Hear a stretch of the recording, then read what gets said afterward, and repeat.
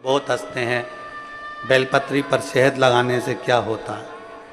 उनको ये पत्र ले जाकर दिखा दो। और भी पत्र हैं, एक बार दिल से मेहनत करिए अगर आपने, और लगन से मेहनत करिए, और पूरा परिश्रम आपने करा, पूरा परिश्रम।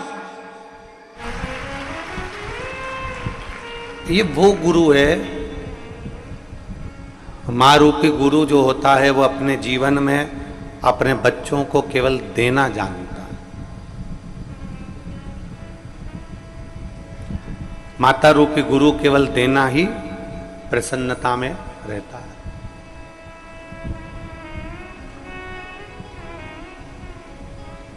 पहले नंबर पर है मां। कल हमने कथा में कहा तो कई लोगों ने कहा कि आप अपने व्यासपीठ से बोल दिए कि गुरु बनाना है तो अपने माता पिता को बना लो।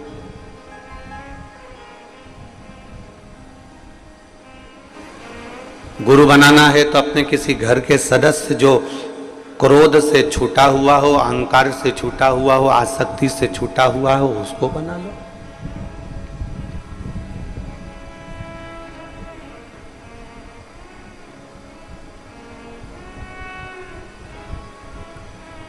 आप कैसे कह सकते हो कि मां को गुरु बनाया जा सकता है? आप कैसे कह सकते हो कि पिता को गुरु बनाया जा सकता है? हम आपसे पूछें, जितने इस पवित्र कथा को श्रवण कर रहे हैं, जितने इस पावन कंकर शंकर की, हम उनसे पूछें, प्रथम ज्ञान देने वाली होती कौन है?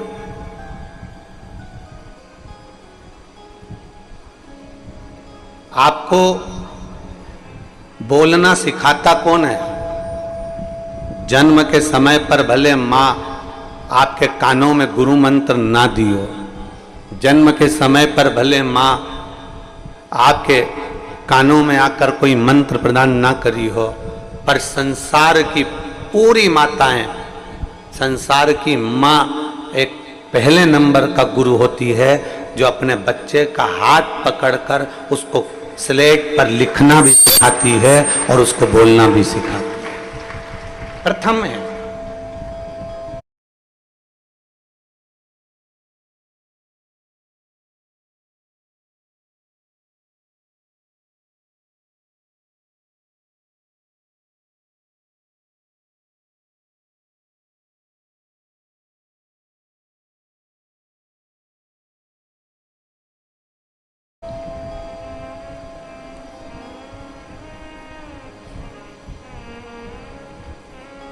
माता रूपी गुरु एक श्रेष्ठ गुरु की गिनती में आते हैं। मां प्रथम गुरु है, मां प्रथम गुरु।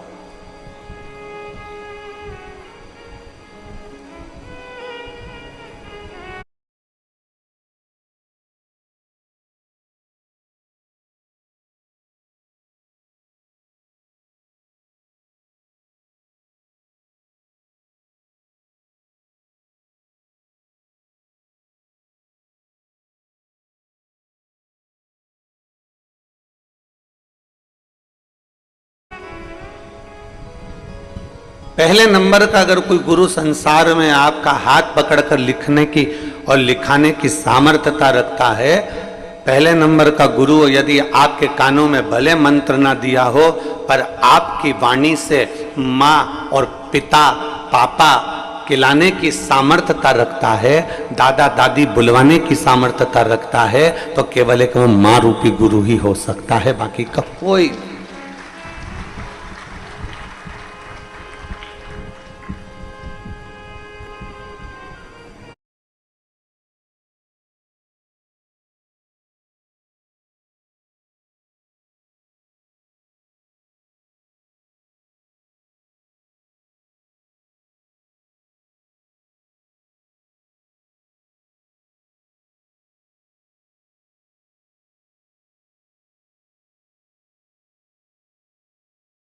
उस माता रूपी गुरु को हम पहचाने,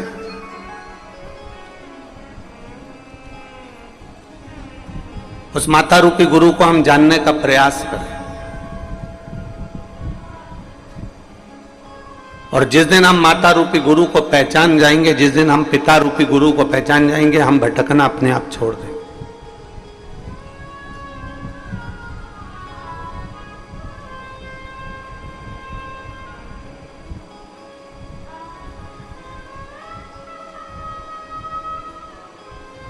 हमने पहले भी एक कथा में कहा कि पूर्व में हमारे जीवन में धन कम था, उसका गम होगा अपनी जगह, पर आज अपने माता पिता के संस्कारों में जो दम था वो आज संपूर्ण भारत को नजर आता है। ये संस्कार देने वाले माता और पिता हैं।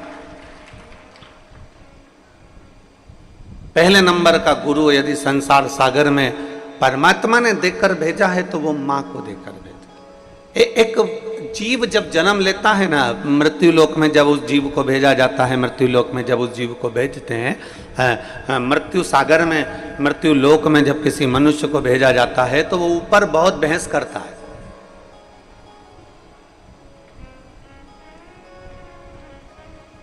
बहुत बहस करता है वो ऊपर। वो कहता है कि मैं नीचे कैसे जाऊं, मुझे तो चलना भी नहीं आता, मुझे खाना नहीं आता, मुझे सोना नहीं आता, मुझे जागना नहीं आता, मुझे कुछ भी नहीं आता, तो मैं मृत्यु लोक में जाऊं तो जाऊं कैसे, मैं जाऊं कैसे।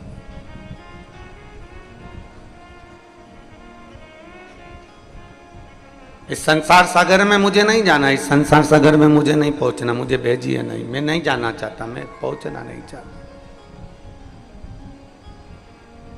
क्या करूंगा मैं मृत्यु लोक में जाकर, मां मेरा कोई ना कोई है ही नहीं, मैं जाऊंगा तो मुझे घर कहाँ पर बनाना है, मुझे रहना कहाँ पर है, कितना खाना है, मुझे भोजन कौन लाएगा, मेरे लिए नौकरी कौन करेगा, मेरे लिए जॉब कौन करेगा, मेरे लिए काम कौन करेगा, मेरे पास भरण पोषण का कोई तैयारी नहीं है, मेरे पास सोना चांदी नहीं, हीरा पन्ना नहीं, मेरे पास में गाड़ी बंगला नहीं, मैं तो किसी को पहचानता भी नहीं हूँ पृथ्वी पर, फिर मैं नीचे जाऊं तो जाऊं कैसे।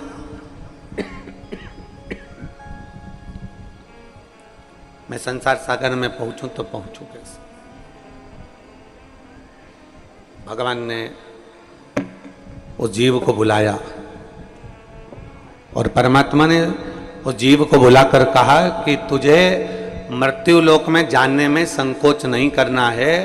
मैंने तेरे भोजन की व्यवस्था कर दी है, मैंने तेरे रहने की व्यवस्था कर दी है, मैंने तेरे पानी पीने की व्यवस्था कर दी है, मैंने तेरे लिए प्रॉपर्टी की व्यवस्था कर दी है, मैंने तेरे लिए गाड़ी की व्यवस्था कर दी है, मैंने तेरे लिए जमीन जायदाद कपड़ा जेवर सोना चांदी सब की व्यवस्था कर दी। फिर परमात्मा से जीव ने फिर पूछा, ऐसा संसार में ऐसा पुण्यवान जीव कौन है जो मुझे खाना भी खिला देगा, बिना नौकरी के मुझे पानी भी पिला देगा, बिना सर्विस के मुझे सोना भी दे देगा, बिना सर्विस के मुझे चांदी भी दे देगा, बिना सर्विस के मुझे प्रॉपर्टी भी दे देगा, बिना सर्विस के मुझे जमीन जायदाद सब दे देगा। ऐसा फरिश्ता संसार में कौन होगा? तो भगवान कहते हैं जब किसी जीव को जन्म देता हूं ना, उससे पहले माता और पिता रूपी फरिश्ते को मैं पृथ्वी पर जन्म दे देता हूं, वो सब कुछ तुम्हें दे देगा।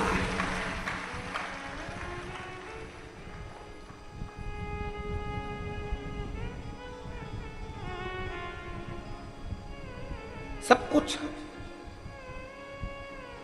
द्रौपदी का जब चीर खींचा रहा था, द्रौपदी का जब चीर खींचा जा रहा था तो बिलख रही थी, रो रही थी, अपने पतियों को देखकर रो रही थी। 5 पति हैं और एक जैसे बैठे हुए और इनके हाथों में वो बल है कि गांडी उठाएंगे और 2 मिनट में मार देंगे। इनके हाथों में वो बल है कि गदा उठाएंगे और पछाड़ देंगे।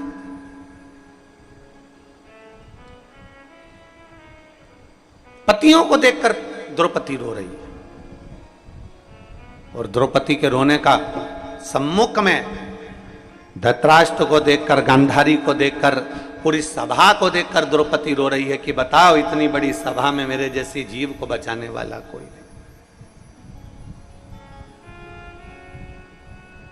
तब आखिरी में द्रौपदी का ध्यान गुरु द्रोणाचार्य की ओर गया और गुरु द्रोणाचार्य की ओर जब द्रौपदी का ध्यान गया कि इस सभा में मेरा गुरु भी बैठा हुआ है, एक गुरु सभा के अंदर बैठा हुआ है और वो गुरु मेरे सामने बैठा हुआ है, तो मुझे विश्वास है पति भले साथ ना देगा, रिश्तेदार भले साथ ना दे, पर कम से कम मेरा गुरु तो साथ देगा। द्रौपदी उस गुरु जी के सामने चली गई और कहा, प्रभु जी मेरे चीर को खींचा जा रहा है, मैं आपकी शिष्या हूँ, मैंने आपसे गुरु दीक्षा ली है, मैंने गुरु मंत्र लिया है, कोई साथ ना दे, कम से कम आप तो साथ दे दो। गुरु द्रोणाचार्य नैनों में जल भरकर द्रौपदी से कहते हैं, इस सभा में जितने बैठे हैं कोई तेरा साथ नहीं देगा, तेरा गुरु भी तेरा साथ नहीं देगा, पर इतना याद रखना द्रौपदी, मैं भले साथ ना दूं, पर मैंने जो तुझे मंत्र दिया है उस मंत्र का जाप करना प्रारंभ कर दे, दुनिया का कोई साथ ना देगा पर वो परमात्मा साथ दे। श्री शिवाय नमस्तुभ्यम।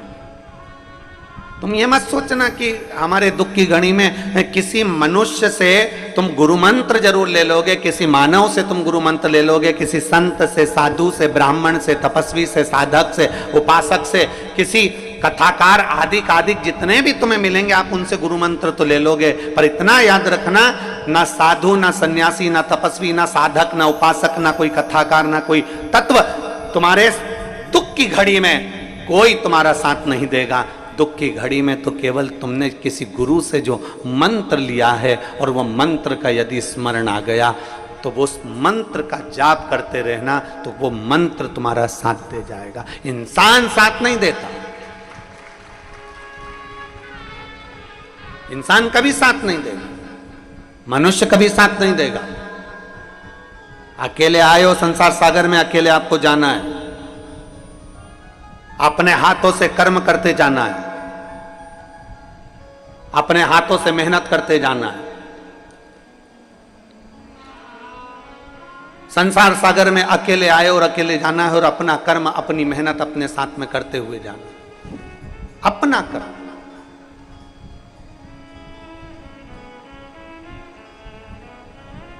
पर हमारी आदत ये हो गई है कि हम दुनिया के आश्रित हो गए। आश्रित, हम सोचते हैं कि हम जिस गुरुजी से मंत्र ले रहे हैं वो गुरुजी हमारा दुख मिटा देगा, हम जिस गुरुजी की कथा सुन रहे हैं वो गुरुजी हमारा दुख मिटा देगा, हम जिस गुरुजी के प्रवचन में पहुंच गए तो गुरुजी हमारा दुख मिटा देगा, या हम किसी गुरुजी के सत्संग में पहुंच गए तो गुरुजी हमारा दुख मिटा देगा, या हम किसी गुरुजी के पास हमारे पत्रिका आदि के लेकर पहुंच गए तो वो गुरुजी हमारा दुख मिटा देगा, हम किसी गुरुजी के पास पहुंच गए तो गुरुजी हमारा कष्ट मिटा देगा। कष्ट गुरु नहीं मिटाता, कष्ट मिटाने वाला आपका कर्म होता है।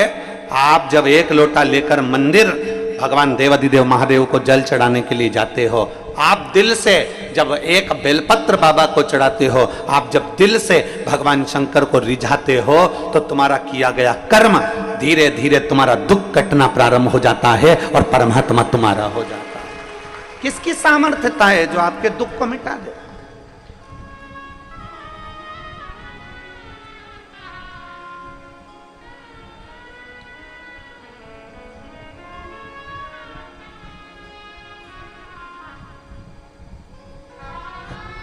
रामकृष्ण परमहंस जी को,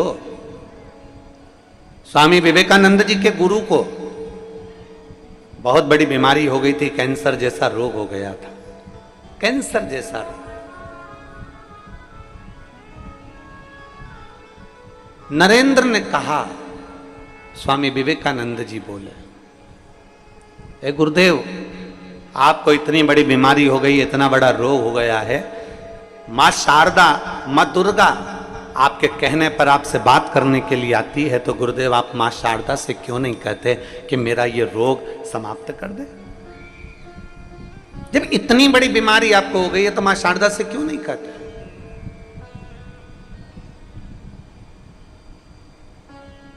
भारत की भूमि के ऐसे संत रामकृष्ण परमहंस जी थे, भारत की भूमि के ऐसे संत चैतन्य महाप्रभु जी थे, भारत की भूमि के ऐसे संत श्रीमद् वल्लभाचार्य जी थे, भारत की भूमि के ऐसे संत श्री रामानुजाचार्य जी थे, भारत की भूमि के ऐसे संत श्री निम्बार्काचार्य जी थे, भारत की भूमि के ऐसे संत तुकाराम जी थे, भारत की भूमि के ऐसे संत श्री रविदास जी थे, भारत की भूमि के ऐसे संत श्री कबीरदास जी थे, जिनके सामने परमात्मा आकर खड़ा हो जाता था और कभी उन्होंने इस बात का ढिंडोरा नहीं पीटा कि मेरी भगवान से बात होती है और भगवान मेरा कहना मानते।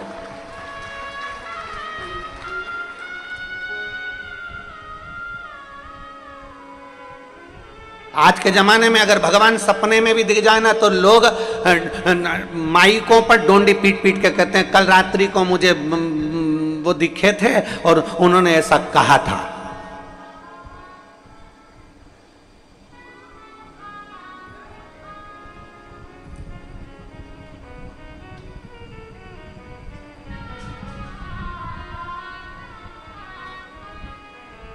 आज के समय में अगर जरा सा भी भगवान का दीदार हो जाए तो लोग डोंडी पीट कर कहते हैं कि मुझे सपने में। और आप लोग खुद अपना व्हाट्सएप चलाते हो, कई बार व्हाट्सएप पे आपने एक पत्र पढ़ा होगा कि वहां के महाराज को सपने में 2 सांप दिखे, उन्होंने ऐसा किया वैसा किया, फिर कहा कि ये मैसेज को 5 जनी को भेज नहीं तो तेरा बुरा कर दूंगा।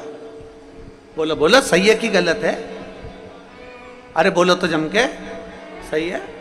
सपने में उनको दिखा और उन्होंने डोंडी पीटना चालू करा कि ये 5 लोगों को भेज नहीं तो तेरा बुरा करना प्रारंभ कर दूंगा। अब भगवान ने सपने में ये भी बोला था कि जो मैसेज नहीं पढ़ेगा या नहीं भेजेगा तो उसका बुरा हो जाएगा। ये हम भ्रम में जी रहे हैं, एक आडंबर हमारे साथ में लगा दिया गया है, एक हमारे साथ में एक नाटक लगा दिया गया है कि तुम्हें कैसे डराया जाए। आज तक इस व्यासपीठ ने आज तक ये नहीं कहा कि तुम मंदिर नहीं जाओगे तो नरक पड़ जाओगे, कथा नहीं सुनोगे तो नरक पड़ जाओगे। इस व्यासपीठ ने आज तक नहीं कहा ये कि नरक चले जाओगे अगर कथा नहीं सुनोगे, मंदिर नहीं जाओगे तो नरक चले जाओगे। ये व्यासपीठ आज तक नहीं बोली, ये व्यासपीठ कभी वर्णन नहीं करी। और इस व्यासपीठ ने यह भी नहीं कहा कि तुम स्वर्ग चले जाओगे कि नरक चले जाओगे।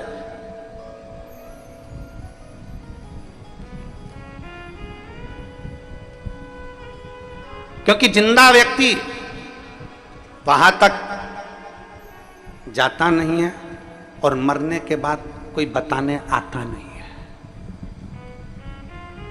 कौन आया बता?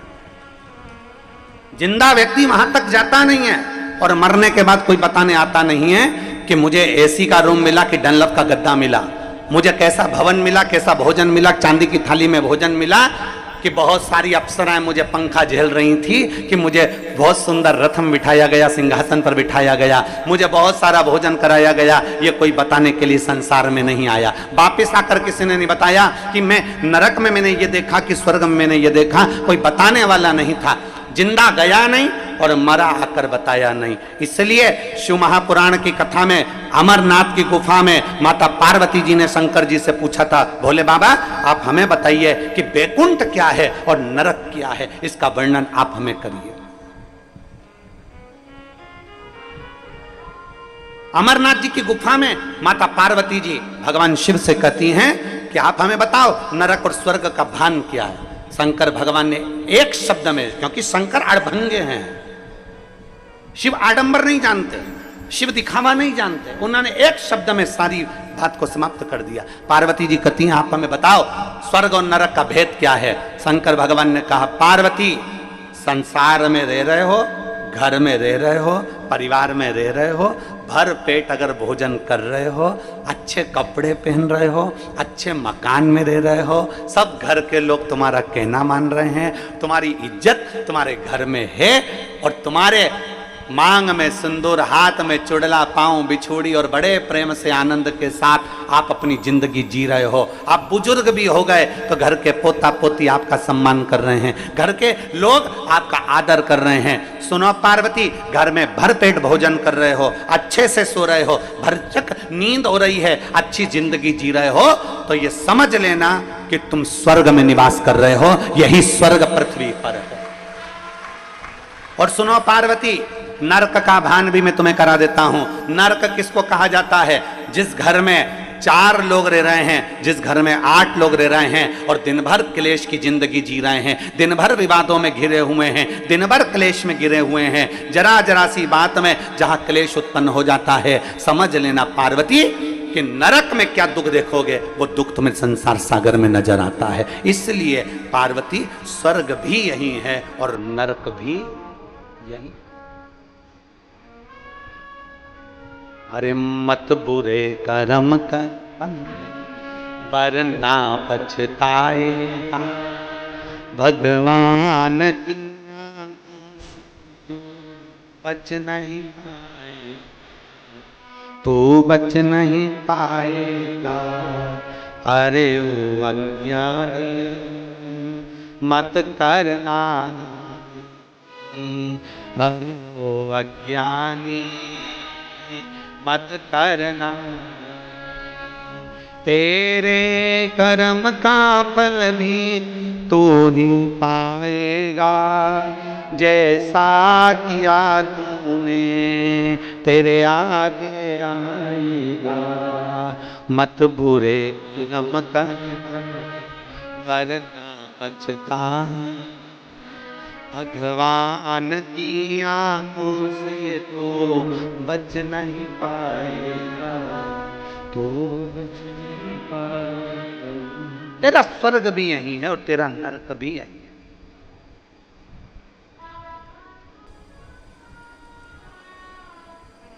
गुरु होता ही जीवन में ऐसा है कि वो आपको स्वर्ग और नरक का दर्शन पृथ्वी पर कराने का प्रयास करेगा। ऊपर की किसने देखी साहब?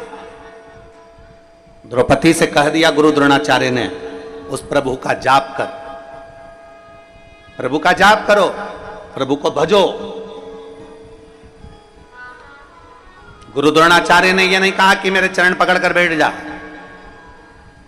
गुरु द्रोणाचार्य ने यह नहीं कहा कि मेरे चरणों में आकर बैठ जा।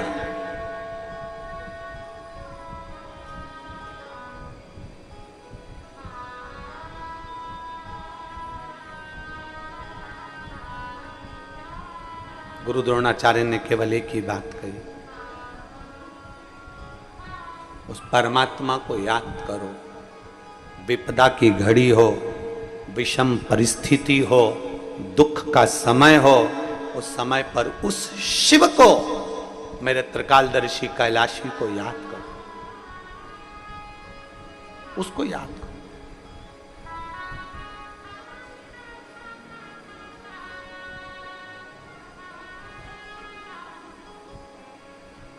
और जिस दिन आपने मेरे देवाधिदेव महादेव का स्मरण कर लिया दुख के समय में, तकलीफ की घड़ी में, उस दिन शिव आपके सम्मुख में होगा, शंकर आपके पास में, शिव।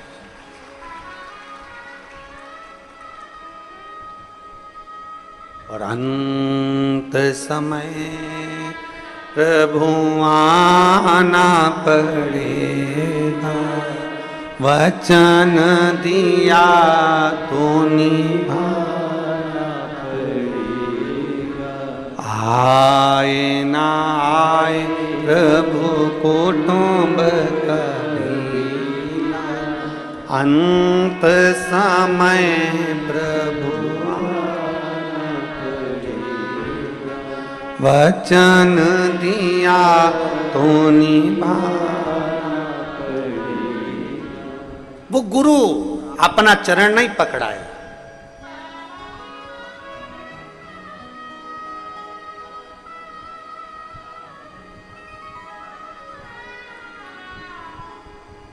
उस गुरु ने अपना चरण नहीं पकड़ाया। गुरु द्रोणाचार्य ने पकड़ाया तो गुरु मंत्र पकड़ाया, पकड़ाया तो गुरु का द्वार पकड़ाया। भजन करो, भगवान का स्मरण करो।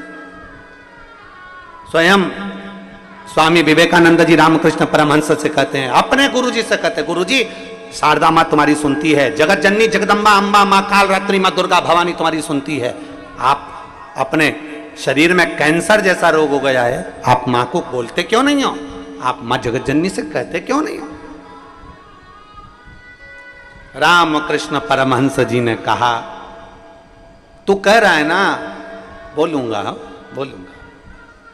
एक दिन रामकृष्ण परमहंस जी से स्वामी विवेकानंद जी ने कहा, आज तो तुम्हें जगत जननी दुर्गा भवानी से कहना ही पड़ेगा कि मेरा कैंसर का रोग समाप्त करो।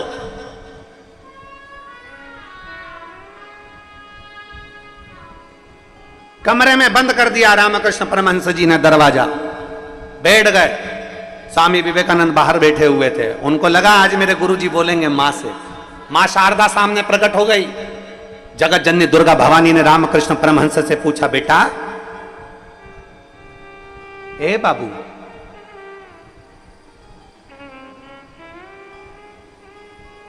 रामा रामकृष्ण, ए बाबू। रामकृष्ण परमहंस जी नेत्र बंद कर कर बैठे थे, आंखों से नीर बह रहा था। स्वामी विवेकानंद बाहर बैठे हुए इंतजार कर रहे हैं, आज मेरे गुरु की बीमारी ठीक हो जाएगी। आंख से आंसू बह रहे रामकृष्ण परमहंस के। और मां जगत जननी ने पूछा, बाबू तू रो रहा है? बाबू तेरी आंख में चले? राम, ए रामकृष्ण, ए बाबू,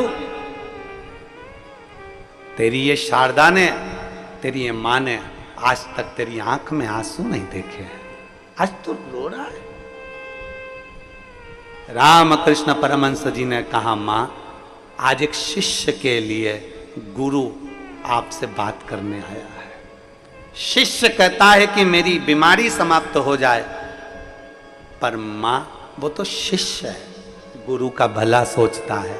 पर मां मैं तो इतना कहना चाहता हूं, अगर आज मैं अपने कर्म का भोग नहीं भोगा तो मुझे दूसरा जन्म लेकर फिर भोगना पड़ेगा, फिर भोगना।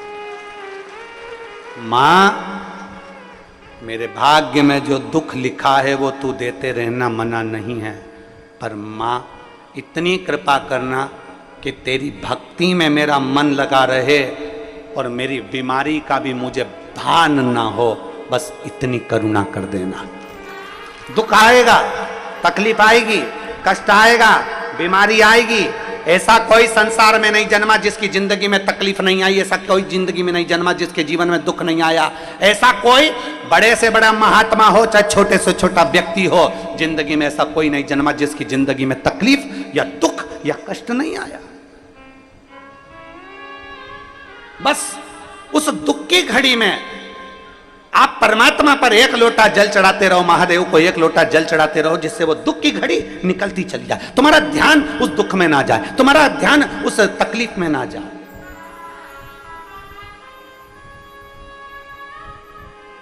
एक पत्र आया है, उस पत्र में एक मां ने लिखा कि मेरी बेटी की आंख के नीचे एक छोटी सी सफेद लाइन हो गई। बेटी का जीवन, लड़की का जीवन, मेरी बेटी के आंख के नीचे सफेद लाइन हो गई। सफेद लाइन जब आंख के नीचे रही तो धीरे धीरे धीरे धीरे वो सफेद सफेद सफेद करते करते पूरा चेहरा उसका सफेद होने लगा, बीमारी फैल गई। उसने पत्र में लिखा, जरा देखिएगा।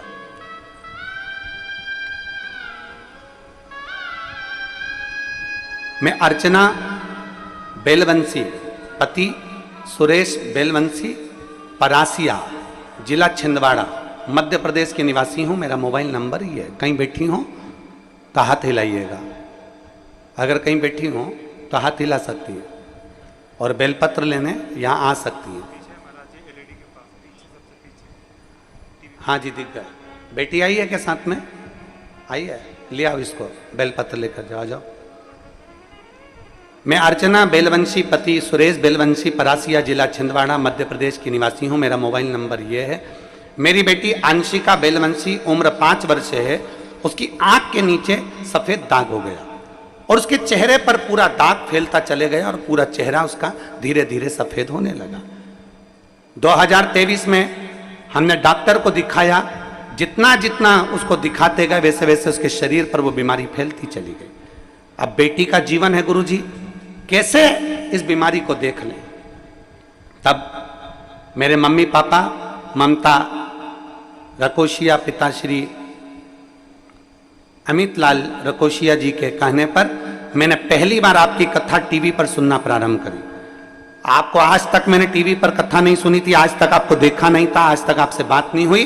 पहली बार कथा मैंने टीवी पर देखी और आपने कहा कि पूर्णिमा की रात्रि को गाय जब बछड़े को दूध पिलाती है तो उसके मुंह में फेन आ जाता है, उसको चम्मच में निकाल लो और उस फेन को शरीर पर लगाकर उसको चंद्रमा की रोशनी में रखिए और रुद्राक्ष का जल शिव जी को चढ़ाकर उसको पिलाइए। हमने बेटी को शंकर जी के मंदिर भेजना चालू कर दिया। मेरी बेटी देखकर रोती थी कि मेरा चेहरा कैसा हो गया, मेरा शरीर कैसा हो गया। तब हमने अपनी बेटी से कहा, उस पर भरोसा रख, बाबा को एक लोटा जल चढ़ाती रहे, मंदिर की सफाई करती रहे। और बाबा का क्या गुणगान करूं गुरुदेव, मेरे बाबा तो शंकर हैं और मैं क्या कहूं, आपकी वाणी में केवल शिव पुराण नहीं है, शंकर खुद वाणी से ऐसा लगता है कि बोलता है। बाबा आज मेरी बेटी पूरी तरह से ठीक हो गई, उसका चेहरा वापस वैसा की वैसा हो गया और उसका रोग समाप्त हो गया। मैं बाबा को प्रणाम करने के लिए एक शिव तत्व की प्राप्ति, एक शंकर ओघड़ी की प्राप्ति।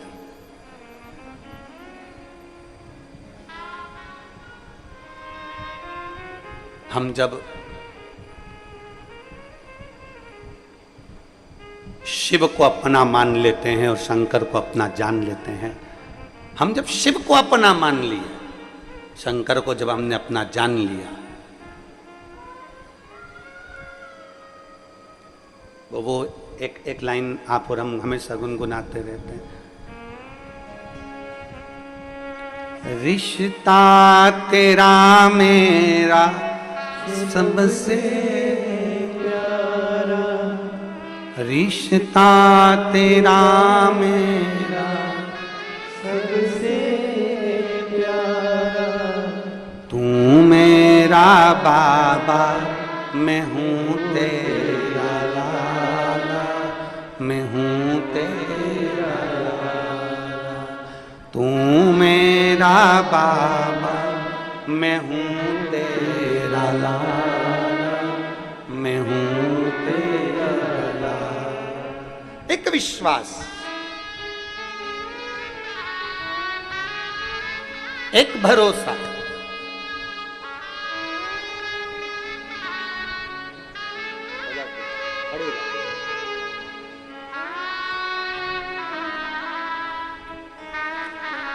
यही बेटी है जिसका पूरा चेहरा शरीर धीरे धीरे सफेद हो गया था, चर्म रोग हो गया था, पर आज बाबा ने एक विश्वास के साथ उस बेटी का पूरा शरीर वैसा की वैसा ही कर दिया। यह शिव तत्व है।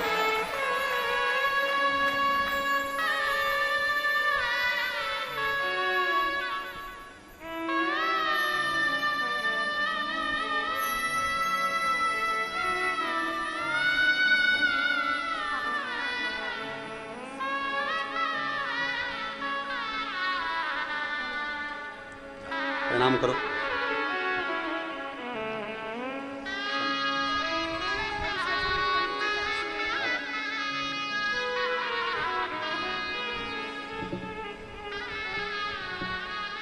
एक संबंध हम परमात्मा से जोड़े, एक रिश्ता हम भगवान से जोड़े। हमें इंसान से रिश्ता नहीं जोड़ना है।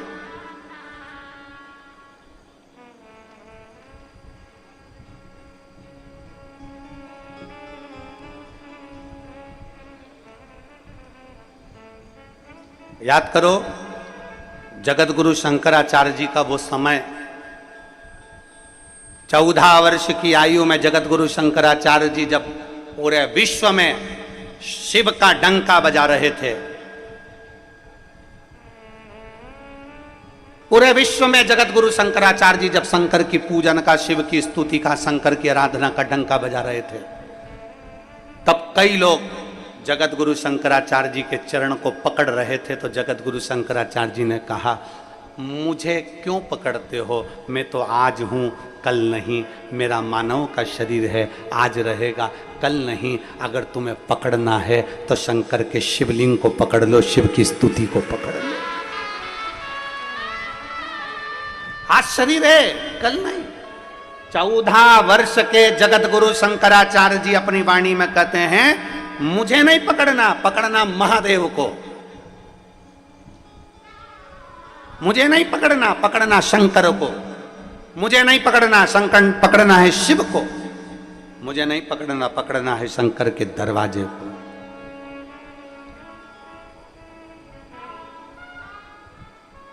हमसे कोई संबंध आपका नहीं है, संबंध परमात्मा से बनाइए। एक असली गुरु जो होता है ना, एक सही गुरु जो होता है ना, वो आपको यही मार्ग बताएगा। हमारे पास में नहीं, हमारे चरण पकड़ना नहीं, पकड़ना तो मेरे देव अधिदेव महादेव के चरण पकड़ना। जब दुख की घड़ी आएगी तो वो परमात्मा तुम्हारा साथ देगा। और अंत समय प्रभु आना पड़ेगा, वचन दिया तो निभाना पड़ेगा। आए ना आए प्रभु कुटुंब कबीरा, अंत समय प्रभु आना पड़ेगा। वचन दिया तो निभाना पड़ेगा, अंत समय प्रभु आना पड़ेगा। एक शिव पर भरोसा करिए, एक ओगड़ी पर भरोसा करिए। माँ शारदा कर रही है, माँ जगतजननी दुर्गा भवानी कर रही है, माँ आद्य शक्ति कर रही है। रामा तेरी आंख में चले। ए बाबू क्यों रो रहा है, क्यों रो रहा है? रामकृष्ण परमहंस जी कहते हैं मां बस एक आस लिए बैठा हूं, एक आस। क्या आस है तेरी, बोल। रामकृष्ण परमहंस जी कहते हैं ये जो रोग मिला है ना, बस तुम्हारी भक्ति में इतना डूबा रहूं कि ये रोग मुझे मालूम ना पड़े। शिव जी के मंदिर में जब एक लोटा जल चढ़ाने जाओ, शंकर जी से अपने मन की बात कहते समय ये जरूर कहना कि अगर दुख की घड़ी आए तो परमात्मा इतनी कृपा जरूर करना कि वो दुख मुझे याद ना आए। तेरी भक्ति में इतना रमा रहूं मैं, तेरे भजन में इतना रमा रहूं।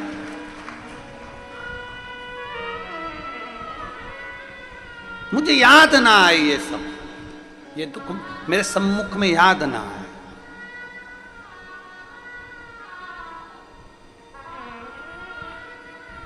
आप में से कोई लोग नाव में कभी बैठे हैं क्या? जो लोग बैठे हैं जरा हाथ उठाओ। नाव में कभी बैठे हो तो ठीक है, रख लो रख लो, बहुत जोरदार।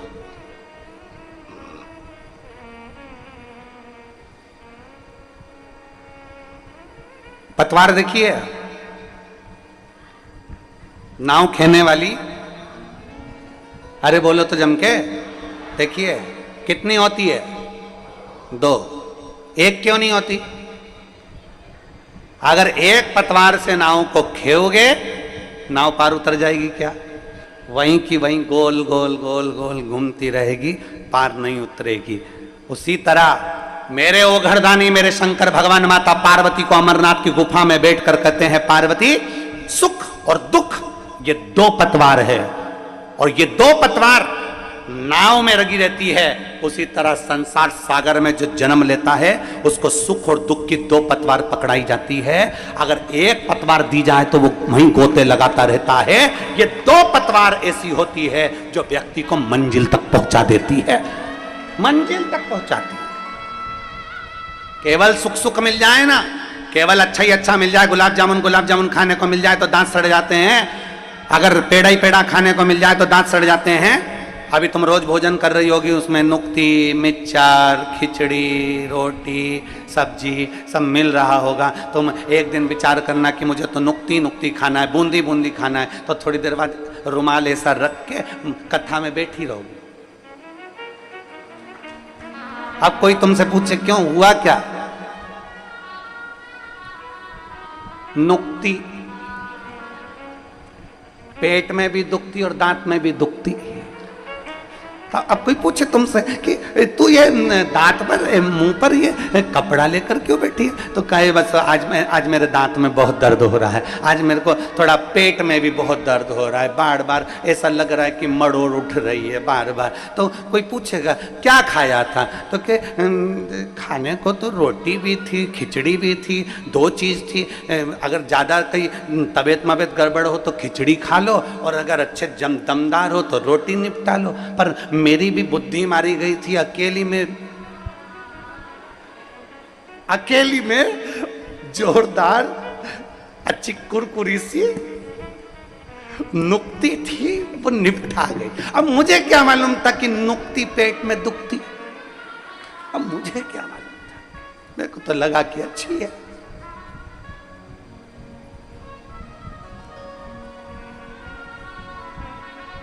अब वो मैं तो खा गई। अब मुंह पे रुमाल रखकर बैठे हो, दांत में तकलीफ। अर्थात शिव महापुराण की कथा कहती है, मेरे भोलेनाथ मेरे ओघड़दानी अमरनाथ जी की गुफा में कहते हैं बैठकर, पार्वती सुन, दो पतवार से नाव पार होती है, उसी तरह दुख के साथ सुख है और सुख के साथ दुख है। एक पहले चलती, फिर दूसरी चलती, फिर एक चलती, फिर दूसरी चलती। सुख आएगा, दुख आएगा, सुख आएगा, दुख आएगा, सुख आएगा, दुख आएगा और अंत में मंजिल तक पहुंच जाओगे। बस तुम्हारी नैया पार हो, भटकना नहीं है।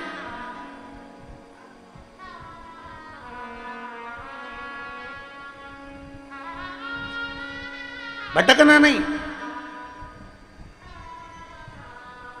अगर हम इस सुख दुख की नाव में सवार हैं, मंजिल तक पहुंचना है तो परमात्मा का, रामकृष्ण परमहंस जी से मां जगत जननी करी, मांग तुझे क्या चाहिए, आज मेरा दिल प्रसन्न है क्योंकि तेरे शिष्य ने तेरे लिए सोचा है। तो बोल तुझे क्या चाहिए। रामा बोल दे, रामा हे बाबू मुंह से बोल तो सरी। रामकृष्ण परमहंस जी कहते हैं मां आज एक इच्छा है मेरी, वो तू पूरी कर देना। माँ कौन सी इच्छा है, बोल रामकृष्ण परमहंस। माँ पूछ रही है कौन सी इच्छा।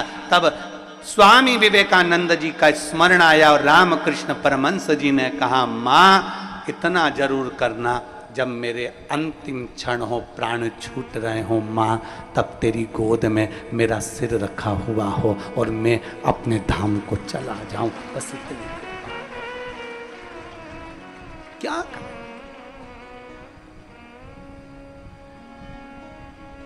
आया है सो जाएगा राजा रंग फकीर, जो आया वो जाना है। ऐसा संसार में कोई जन्म मरण और परण तीन मेरे बाबा के हाथ में है। जन्म, डॉक्टर ने कह दिया 8 तारीख की डिलीवरी का टाइम है, मालूम पड़े 15 दिन पहले हो गई या 10 दिन और निकाल दी। जन्म, मरण, मृत्यु। किसी ने पत्रिका देखकर कहा था बहुत लंबी उम्र है, मालूम पड़ा अटैक आया, निपट गए।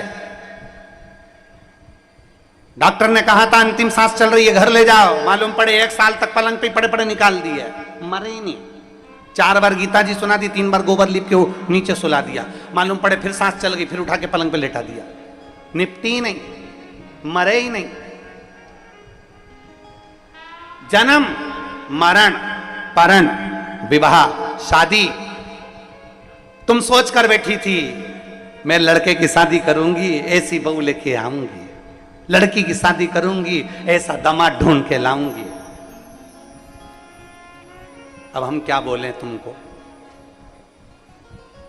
तुम सब अच्छे से जान रही होगी तुम्हारे घर में कैसी आई है और कैसे दामाद और कैसे सब मिले हैं, ये तुम सब जानते। कितना कितना सोचा था, कितना कितना विचार करा था, कितना कितना मन में सोच कर बैठे थे।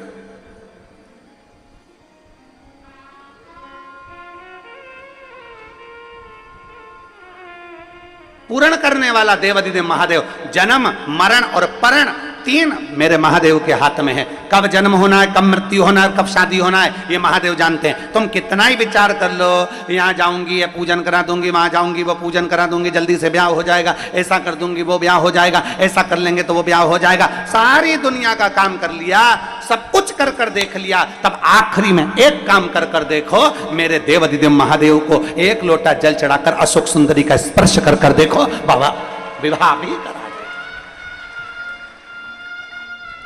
एक पत्र है,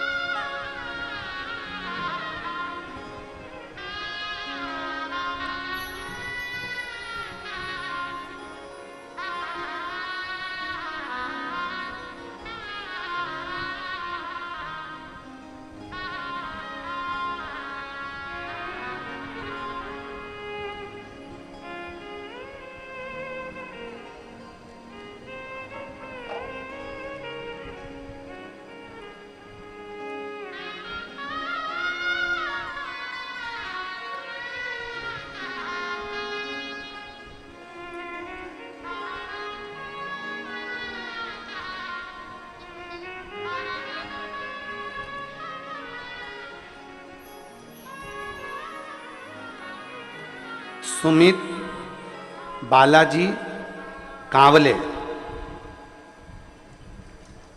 लातूर से हैं, कहीं बैठे हो तो हाथ हिला सकते हैं।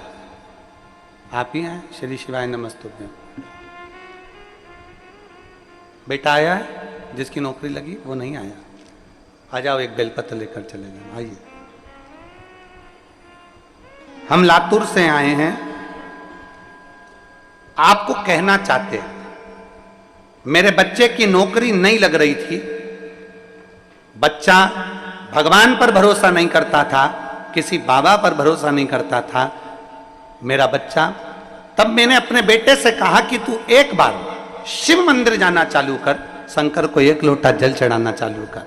मेरा बेटा कहता है, माँ क्या शिव जी को जल चढ़ाने से नौकरी लग सकती है? तो मेहनत कर। वो सियोर वाला महाराज कहता है, इतनी मेहनत करो। और शंकर को फिर आखिरी में एक बेलपत्र उस पर शहद लगाकर बाबा को विनय कर कर जा, जरूर सफलता मिलेगी। और मेरे बेटे ने मेरा कहना माना, एग्जाम देने गया, मेहनत कर कर, अच्छा लगन लगाकर और बेलपत्री पर शहद चढ़ाकर आज मेरा बेटा गवर्नमेंट में सिविल इंजीनियरिंग के पद पर नियुक्त हो गया। मैं बाबा को धन्यवाद देती हूं। ये शिव तत्व एक भीतर से एक विश्वास की जागरूकता होना चाहिए, अपने भीतर एक विश्वास की जागरूकता उत्पन्न। कहते हैं ना,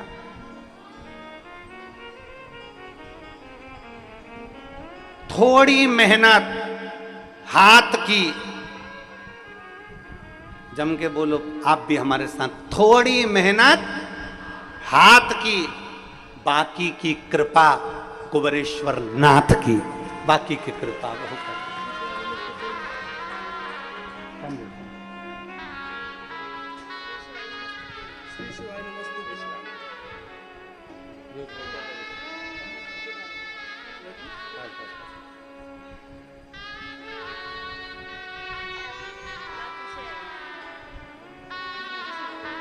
बधाई आपको।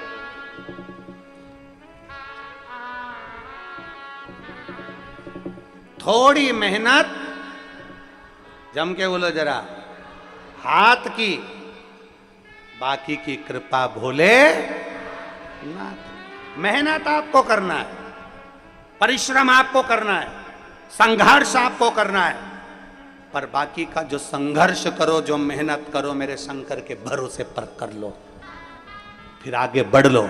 मेरा भोलेनाथ आपका हाथ पकड़कर पार कर ही दे। थोड़ी मेहनत हाथ की, बाकी की कृपा भोले नाथ की। बाकी की कृपा करने वाला वो भोले भंडारी है, भोलेनाथ।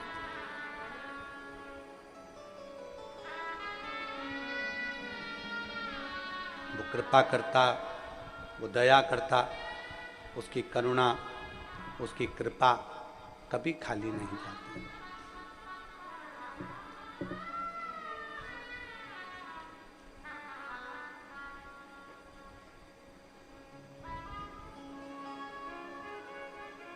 उसकी कृपा, मां इतनी करुणा जरूर करना कि अंत समय तेरी गोदी में निकले, ये कृपा है।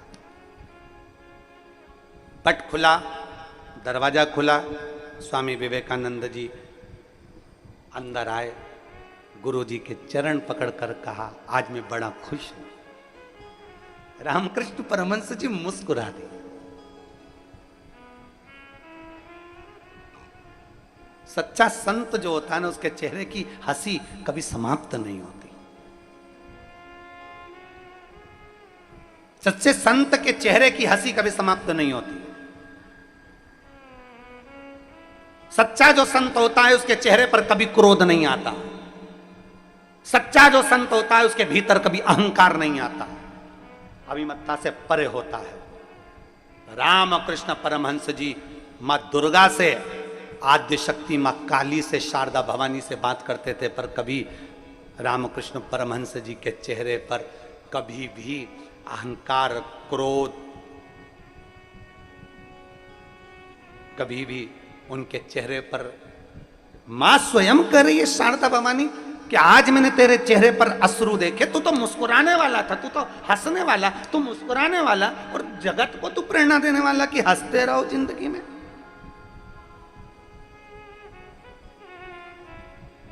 तू आज रो रहा है? मां शारदा खुद कह रही है।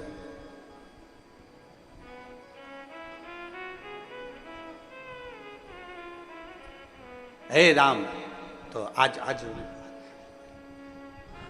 रामकृष्ण परमहंस जी, आज स्वामी विवेकानंद जी ने जैसे चरण पकड़े मुस्कुरा रहे हैं। नरेंद्र ने पूछा, स्वामी विवेकानंद जी ने पूछा, गुरुदेव आज मैं बड़ा खुश हूं। स्वामी विवेकानंद जी ने पूछा, क्यों आज इतनी प्रसन्नता तेरे चेहरे पर है? स्वामी विवेकानंद जी, नरेंद्र तेरे चेहरे पर इतनी प्रसन्नता है, किस बात की प्रसन्नता है? क्योंकि आज मेरे गुरु का रोग समाप्त हो गया, मुझे उसकी प्रसन्नता है। आज मेरे गुरु का रोग समाप्त हो गया, मुझे उसकी प्रसन्नता है। रामकृष्ण परमहंस जी मुस्कुराकर बोले, रे नरेंद्र, ओ नरेंद्र। रामकृष्ण परमहंस जी मुस्कुराकर बोले, मां आई थी, मैंने बात भी करी थी और मैंने तेरा बोल भी दिया था, शिष्य के कहने पर यहां आया हूं। पर नरेंद्र, मैंने मां से अपने रोग की मुक्ति नहीं मांगी, मैंने मां से केवल मांगा तो इतना मांगा कि मेरी दुख की घड़ी में तेरा भजन करता रहूं और वो दुख मुझे याद ना आए, बस इतनी कृपा कर देना। ऐसा कौन जिसके जीवन में दुख ना आए? ऐसा कौन जिसके जीवन में तकलीफ ना आए? ऐसा कौन जिसके जीवन में कष्ट ना आए? तुम कितना बड़ा भी अगर मिनिस्टर है, कितना बड़ा भी मंत्री संतरी कलंतरी, कितना बड़ा भी पदाधिकारी, चाहे वो बड़े से बड़े ओहदे पर बैठा हो, चाहे वो कलेक्टर हो, एसपी हो, चाहे वो आईएएस ऑफिसर बनकर बैठा हो, चाहे कितने बड़े भी ओहदे पर बड़े से बड़ा ऑफिसर बनकर बैठा हो, चाहे बड़े से बड़ा मिनिस्टर बनकर बैठा हो, चाहे एक छोटे से छोटा गरीब से गरीब व्यक्ति से लेकर बड़े से बड़ा साधु संत सन्यासी तक क्यों ना है, उसकी जिंदगी में भी दुख आता जरूर है। क्योंकि जो जन्म लेता है उसको दो पतवार पकड़ा कर भेजा जाता है, दो हाथ देकर भेजा जाता है कि ये दो पतवार सुख और दुख की है, इस पतवार से तुम्हें पार होना है। सुख भी आएगा, दुख भी आएगा, सुख में फूलना मती और दुख में शंकर को कभी भूलना मती, बस इतना याद रख।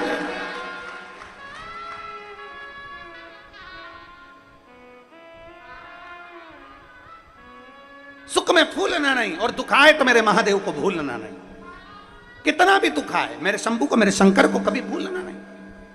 और फिर निवेदन करूंगा, मेरे भारत भूमि की जितनी माताएं कथा सुन रही हैं और विदेश में बैठकर जितने मेरे सनातनी इस पवित्र शिव महापुराण की कथा को सुन रहे हो और जितने कुबेरेश्वर बाबा की कंकर शंकर की धरा पर बैठकर कथा सुन रहे हो, अपने भीतर एक बात को गांठ बंद कर रख लेना कि दुख की घड़ी में कोई साथ ना दे, तब एक लोटा जल अपने घर से भरना, चाहे दिन हो, चाहे रात, चाहे सुबह हो, चाहे शाम, पहुंच जाना मेरे महादेव के पास और कह देना उसको, एक लोटा जल भरना और पहुंच जाना अपने पिता के पास में, अपने बाबुल के पास में, और बाप के पास पहुंचकर उससे अपने दिल की बात कह देना, उसको पिता मानकर, उसको अपना पिता जानकर अपने मन की बात कह देना। बाबुल, आज मैं दुखी हूं, बाबा आज मैं बहुत तकलीफ में हूं, पिता आज मेरे जीवन में ये तकलीफ आकर खड़ी हो गई, सारी समस्या का हल एक लोटा बोल बम का नारा है, उससे कह दो जाकर, उससे।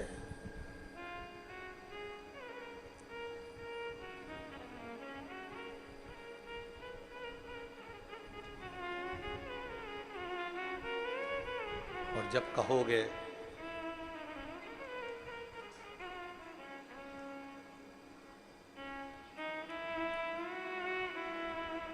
जब उससे जाकर विनय करोगे, जब उससे जाकर कहोगे, विनय करोगे, निवेदन करोगे, तो जिंदगी का एक सुख अपने आप मांगू क्या मैं क्या नहीं तुमने दिया, मांगू क्या मैं क्या नहीं तुमने दिया, मुझको तुमने ना कहीं झुकने दिया, मुझको तुमने ना कहीं झुकने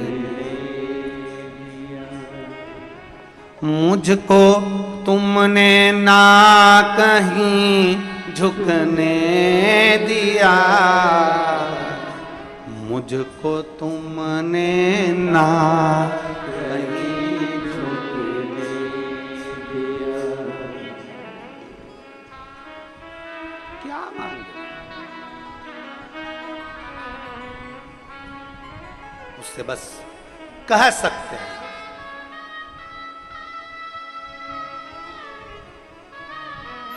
जब से मेरे सर पे तेरा हाथ है, जब से मेरे सर पे तेरा हाथ है, ठोकरों में भी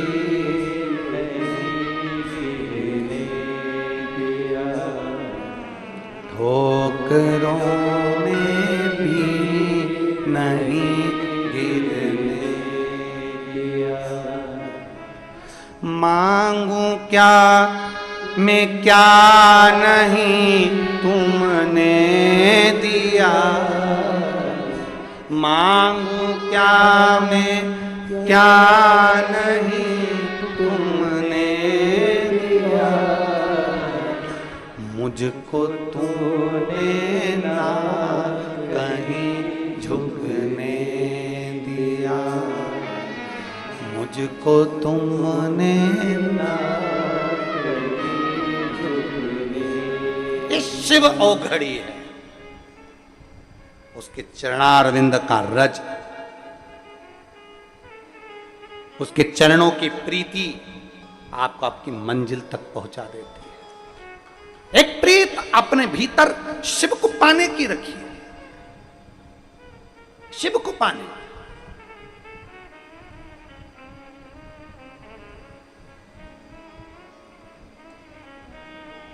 आपने कई बार देखा होगा, हमने अपनी व्यासपीठ से भी कई बार कहा, और कोई अगर मिलने भी आता है तो हम अपना चरण कभी माताओं से छूने नहीं देते, क्योंकि हम उनको कहते हैं कि तुम हमारी जीजी हो और हम तुम्हारे भाई हैं, और भाई के पैर बहन पड़े ये कहाँ की रीति है। हम तुम्हारे चरण पड़े, पर निवेदन है कि मेरी जीजियां कभी हमारे चरण ना पड़े। जीजियां तो अपना हाथ ऊंचा रखकर अपने भाई को केवल आशीर्वाद देती है।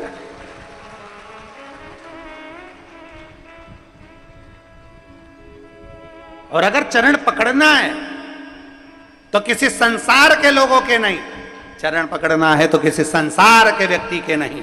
अपने सास ससुर के चरण पकड़ो, अपने पति के चरण पकड़ो, अपने माता पिता के चरण पकड़ो, और चरण पकड़ना है तो मेरे महादेव के चरण पकड़ दो, इसके सिवा किसी के मत।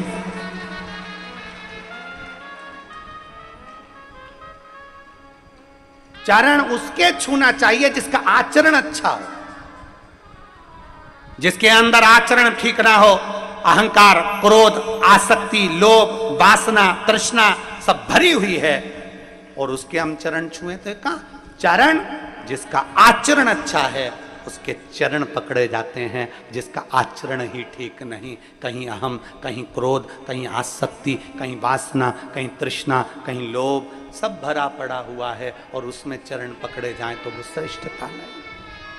आचरण ठीक है तो चरण पकड़ लो, और आचरण अगर किसी संसार के व्यक्ति का, हम एक बार बहुत बहुत धन्यवाद दिए। आपने भी कई बार कथाओं के माध्यम से सुना होगा कि कोरोना महामारी में, कोरोना काल में जब घर के बच्चे अपने माँ बाप का अंतिम संस्कार करने के लिए नहीं आए, तब कोरोना महामारी में हॉस्पिटल में काम करने वाले वो कर्मचारी, हॉस्पिटल में पोछा लगाने वाले, झाड़ू लगाने वाले, जिनको लोग छूना पसंद नहीं करें, जिनको लोग कहते हैं कि ये तो ऐसे, ये तो वैसे, उन व्यक्तियों ने, जिन्होंने हॉस्पिटल में एक साधारण सा अपना ये नहीं देखा कि मुझे कोरोना हो जाएगा, उन्होंने ये नहीं देखा कि मुझे तकलीफ हो जाएगी, उन्होंने हॉस्पिटल में दवाई भी दी, गोली भी दी, तुम्हारा ट्रीटमेंट भी करा, तुम्हें छुआ भी, और आखिरी में जिनके बच्चे अंतिम संस्कार करने नहीं आए उनको ले जाकर अंतिम संस्कार भी करा। ये उनके आचरण अच्छे थे, उनके चरण छूने के लायक।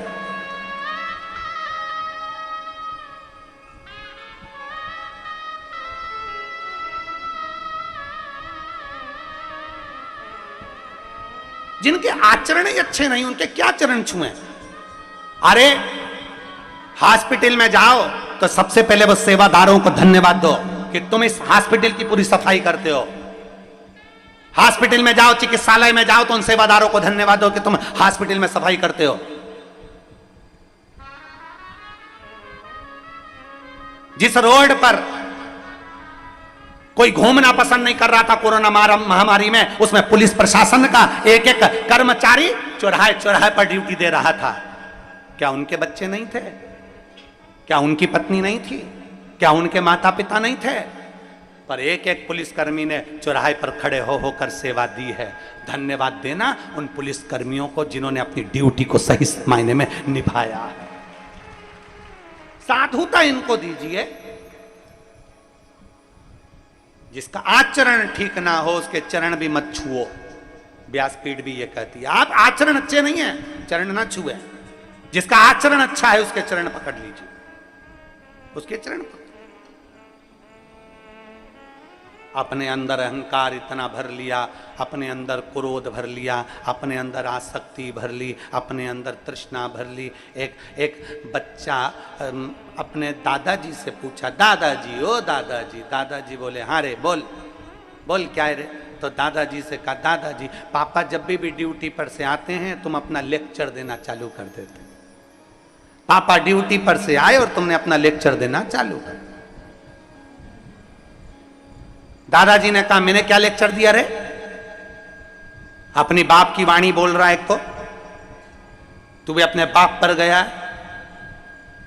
तो पोता बोला, बाप पर तो जाऊंगा, उन्हीं की तो औलाद हूं। मैंने क्या बोला कि दादाजी पिताजी जब भी ड्यूटी से आते हैं तुम लेक्चर देना चालू कर देते हो। गुस्सा मत करे कर, क्रोध मत करा कर, अहंकार मत कर, क्रोध मत कर, क्रोध मत कर, क्रोध मत कर। ये बार बार तुम्हें बोलना चाहिए क्या? अपने अंदर गुस्सा नहीं रखना, अपने अंदर क्रोध नहीं रखना, अपने अंदर अहंकार नहीं रखना। तो इतने में पोता बोला, दादाजी क्या नहीं रखना है, उसमें रखने से क्या होता है? इतने में दादाजी भी चतुर थे, उन्होंने एक झिंगुर उठाया, काकरोच, और दादाजी ने काकरोच उठाकर, झिंगुर उठाकर अपने पोते की शर्ट के अंदर डाल दिया। अब तो पोता बार बार झटका रहे, बार बार झटका रहे, झिंगुर झिंगुर झिंगुर झिंगुर झिंगुर। अब बैठे तो उसको झिंगुर झिंगुर नजर आ रहा। अब दादाजी मुस्कुरा रहे, पोता परेशान। दादाजी ने कह दिया, ले मैंने झिंगुर निकाल दिया। झिंगुर निकालने का दादाजी ने बोल दिया, पर झिंगुर अंदर ही था, चल रहा था। तो पोता फिर बोला, दादाजी झिंगुर, दादाजी झिंगुर, दादाजी काकरोच काकरोच काकरोच। बहुत देर तक फिर दादाजी ने उसके सामने झिंगुर को निकाल कर पटका। अब बच्चा आराम से बैठा। बस दादाजी ने कहा, बेटा मैं अपने पुत्र को, पोते से कहा, अपने पुत्र को कहता हूं कि अपने अंदर क्रोध मत रख, अपने अंदर अहंकार मत रख। एक झिंगुर, एक काकरोच अंदर चले जाता है तो वो सही से बैठने नहीं देता। अगर अंदर क्रोध और अहंकार चले गया तो जिंदगी में अच्छे से रहने नहीं देगा। एक काकरोच अंदर गया, एक झिंगुर अंदर गया, एक काकरोच हमारे वस्त्र में चले गया तो हमें अच्छे से बैठने नहीं देता। थोड़ी थोड़ी देर में अगर एक छिपकली तुम्हारे बीच में आ जाए तो तुम, अरे भाई छिपकली आई, तुरंत तुम्हें बैठने नहीं देगा। एक काकरोच, एक चीटा, एक चींटी, एक झिंगुर तुम्हें बैठने नहीं देता, तुम्हें अच्छे से कथा नहीं सुनने देता, तुम्हें अच्छे से काम नहीं करने देता। तो हमारे भीतर अगर अहंकार भरा होगा, हमारे भीतर क्रोध भरा होगा, हमारे भीतर आसक्ति भरी होगी, हमारे भीतर तृष्णा भरी होगी, हमारे भीतर वासनाएं भरी होंगी, तो हमें क्या अच्छा लगेगा? हम कैसे सुख का जीवन जी सकते हैं? हम कैसे परमात्मा से मिल सकते हैं? हम कैसे शंकर के हो सकते हैं?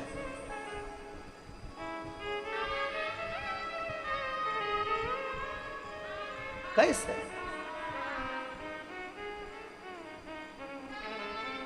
आंधियों में भी बाबा, ये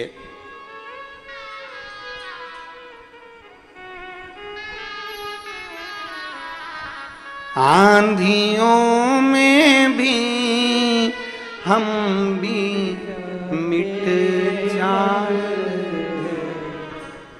बाबा, आपकी कृपा ऐसी थी कि आपने उन आंधियों में मुझे गिरने गिरने नहीं दिया। ये तेरी कृपा है, ये तेरी करुणा है, ये तेरी दया है, तेरी दया। एक बहन पत्र लिख रही है, डमरू भी भेजा हो। मेरा नाम सरिता बाथम है, मैं इंदौर से आई हूं, मेरा मोबाइल नंबर ये है। कहीं बैठी हैं सरिता जी? अगर कहीं बैठी हो तो हाथ हिलाइएगा। मेरा नाम सरिता बाथम है, मैं इंदौर से आई हूं, मेरा मोबाइल नंबर ये है। दोनों हाथ हिलाओ। हाँ दिख गए, ठीक है, ऐसा हाथ हिला दो। आ जाओ, एक बेलपत्र ले जाना चाहिए।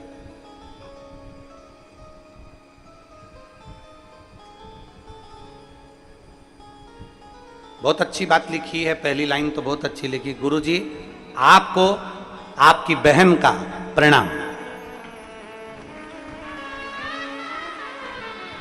और मेरी जीजियों का प्रणाम मेरे सर माथे पर हो।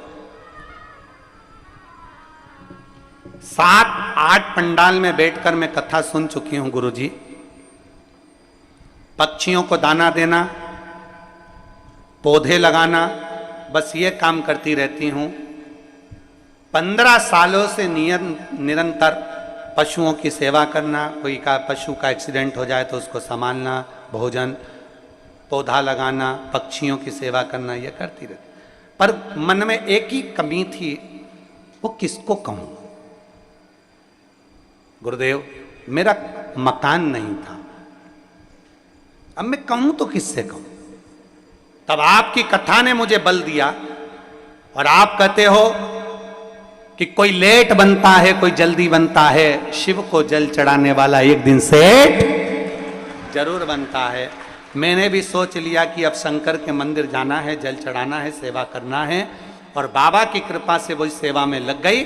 और ऐसी कृपा मेरे बाबा ने कर दी कि मुझे अपने खुद के एक मकान में मेरे बाबा ने मुझे विराजमान कर दिया। अब एक ही आस लगा कर बैठी हूं, आप कृपा करेंगे तो जरूर मेरी आस पूरी होगी।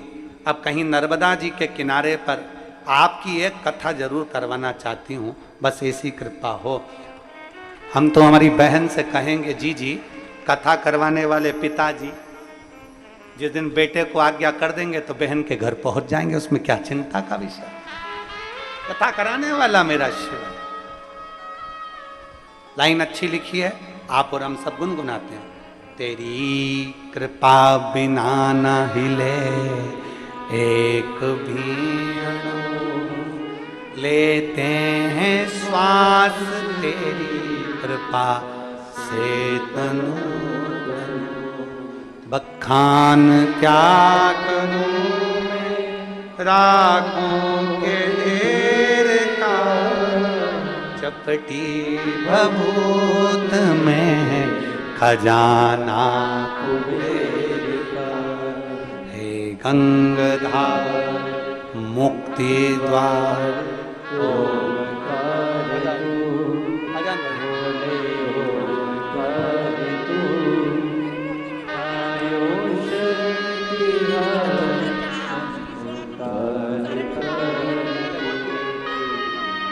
बता रही हैं मेरी पोती बोलती नहीं थी, अब बाबा की कृपा से उसकी वाणी भी चालू हो गई और श्री शिवाय नमस्तुभ्यम से बोलना प्रारंभ।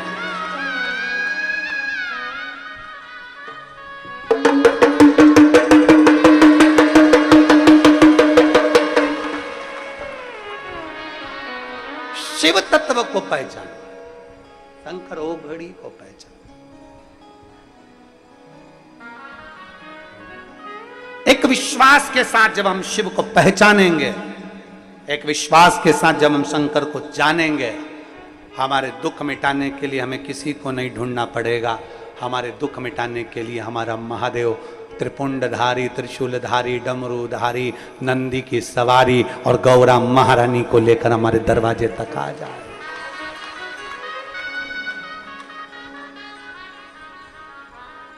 आएगा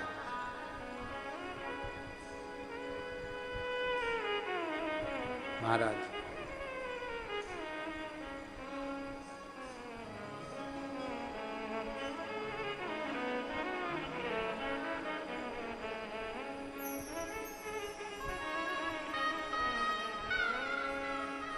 जब वो कहते हैं उम्मीद का दूसरा नाम है कुबेरेश्वर धाम। सारी दुनिया से उम्मीद खत्म हो जाए, आस खत्म हो जाए, जब हर जगह से विश्वास खत्म हो जाए, तब उम्मीद का दूसरा नाम है, जम के बोलो जरा, उम्मीद का दूसरा नाम है कुबेरेश्वर धाम। यह उम्मीद का दूसरा नाम है कि उसकी भूमि पर पहुंच जाना, उसके दरवाजे पर पहुंच जाना। और मुझे तेरा ही सहारा है मेरे भोले बाबा, मुझे तेरा ही सहारा है मेरे भोले बाबा। कब से खड़ी हूँ झोली पसार, क्यों ना सुने तू मेरी पुकार। कब से खड़ी हूँ झोली पसार, जय हो,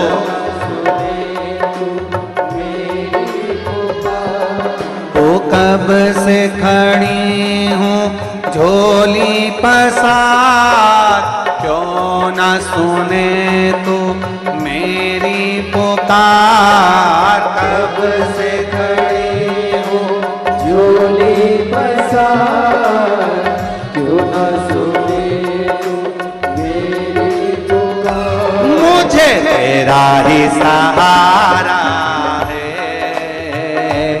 मेरे भोले बाबा, मुझे तेरा ही सहारा है मेरे भोले बाबा। मैंने तुम्हें ही पुकारा है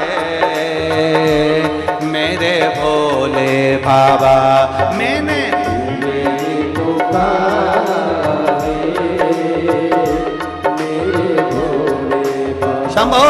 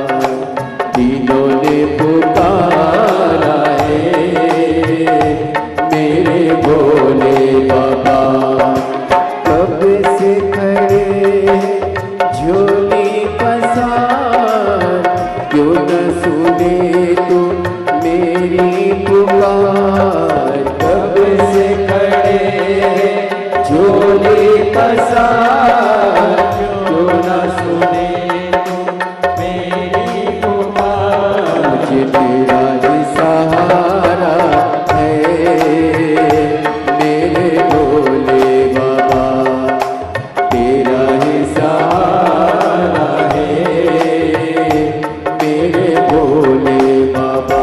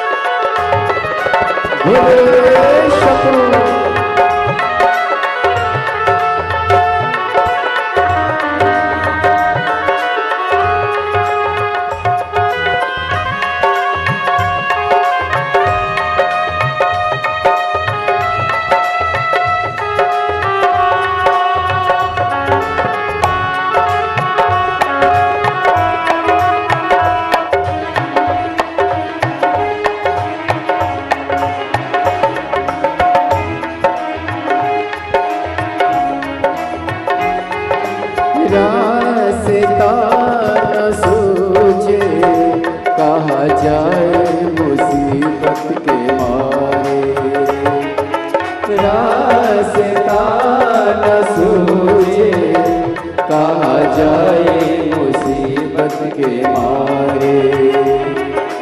आसरा है तेरा, दूर कर दो ये संकट हमारे। शंभो आसरा है तेरा, दूर कर दो ये संकट हमारे। सुनते हैं तूने ही, सुनते हैं तूने ही, लाखों को उबारा है मेरे भोले बाबा। लाखों को उबारा है मेरे भोले बाबा। कब से खड़े हैं झोली पसार, क्यों न सुने तू मेरी पुकार। कब से खड़े हैं झोली पसार, क्यों न सुने तू मेरी पुकार। मुझे तेरा ही सहारा है मेरे भोले बाबा। मुझे तेरा ही सहारा है मेरे भोले बाबा। मैंने तुम्हें ही पुकारा है मेरे भोले बाबा। मैंने तुम्हें ही पुकारा है मेरे भोले बाबा। मैंने तुम्हें ही पुकारा है मेरे भोले बाबा। मैंने तुम्हें ही पुकारा है मेरे भोले बाबा।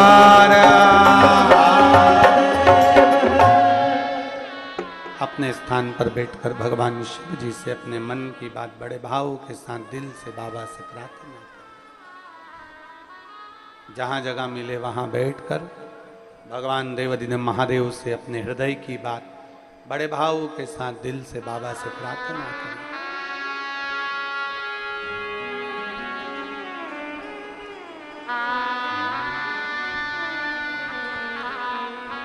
विचार करिए जरा, कंकर शंकर की पवित्र भूमि और शिव महापुराण की कथा, और वो भी गुरु पूर्णिमा महोत्सव का एक पवित्र भव्य आयोजन, जिसमें आप और हम बैठकर भगवान शिव से अपने मन की बात करें दिल से।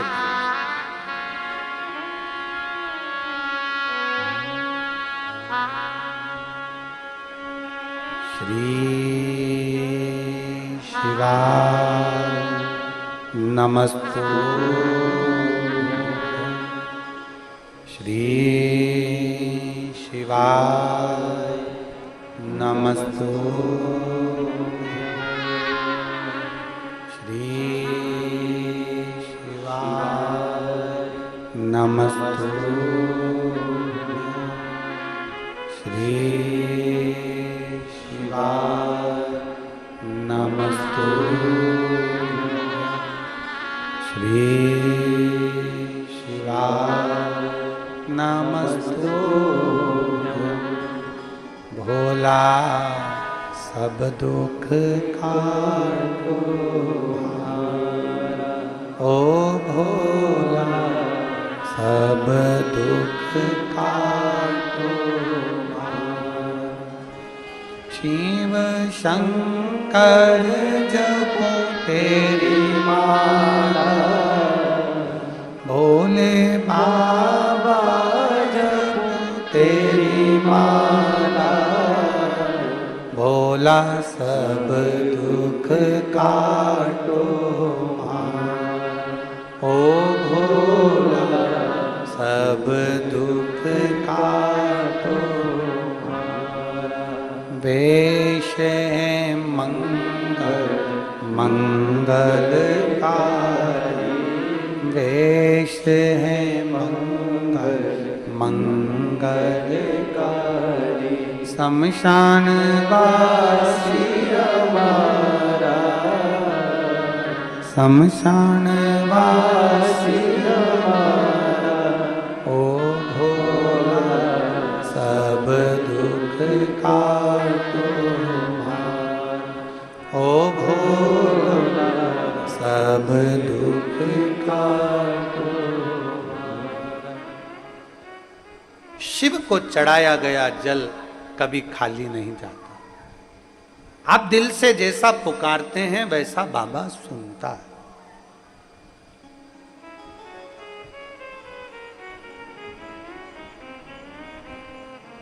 रामकृष्ण परमहंस जी ने अपने शिष्य के कहे अनुसार मां जगत जननी से कहा तो सरी, बोला, पर दुख समाप्त करने का नहीं, ये कहा कि दुख में आपकी याद बनी।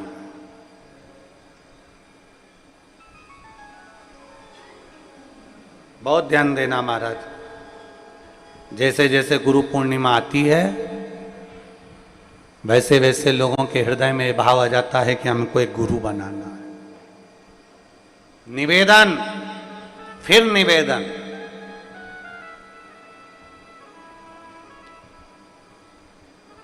शिव से बड़ा संसार में कोई गुरु नहीं हो सकता, शंकर से बड़ा। जब एक लोटा जल चढ़ाने के लिए जाओ, ये एक लोटा जल तो अभी चढ़ेगा, सावन में कितना जम के जरा 2 लोटा जल। अभी सावन ना लगे जब तक 1 लोटा, फिर सावन में 2 लोटा, क्योंकि चातुर्मास के अंतर्गत सावन के महीने में भक्ति दुगनी करो, जल दुगना करो, मंत्र जाप दुगना करो, स्मरण दुगना, श्री शिवाय नमस्तुभ्यम दुगना करें। किसी भी शंकर के मंदिर में जाओ, अपन तो जप रहे हैं, बीच में एक आध बार जरा जम के मंदिर में भी श्री शिवाय नमस्तुभ्यम, अपन तो जप रहे हैं, साथ में 10 लोगों के कान में भी अगर मंत्र पहुंच गया तो आपका भी जीवन कल्याण और उनका भी जीवन। जपो,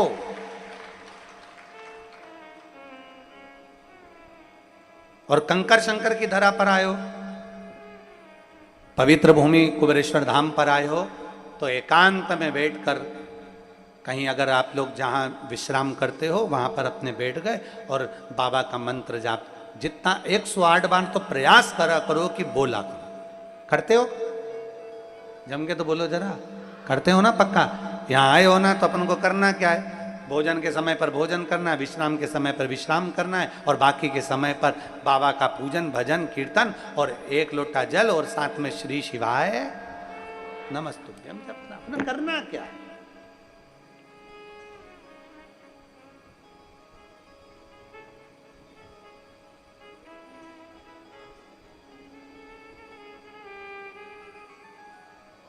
केवल 1 लोटा जल का स्मरण करो और शिव भक्ति में रमे रहो। जो नहीं जान सकता भगवान की विरल भक्ति को, वो नहीं जानेगा, और जिसके हृदय में चित्तवृत्ति में भक्ति बैठ गई वो समझ गया कि शंकर की भक्ति का फल क्या, शिव भक्ति में है क्या। ब्रह्मदेव भगवान शिव को, ब्रह्मदेव भगवान शंकर को ये मानते हैं कि शिव है, पर ब्रह्मा जी ये नहीं मानते कि संपूर्ण जगत का पालन करता और संपूर्ण जगत का सृष्टि करता और संपूर्ण जगत का प्रागट्यता कराने वाला, संहार करने वाला और जगत के खाली झोलियों को भरने वाला एक ही है, और वो देव अधिदेव महा अकारण करुणा करने वाला, बस केवल देने की वात्सल्यता रखता है। जो आया शिव के दरवाजे पर उसको दे देता है, जो आया। एक पत्र है,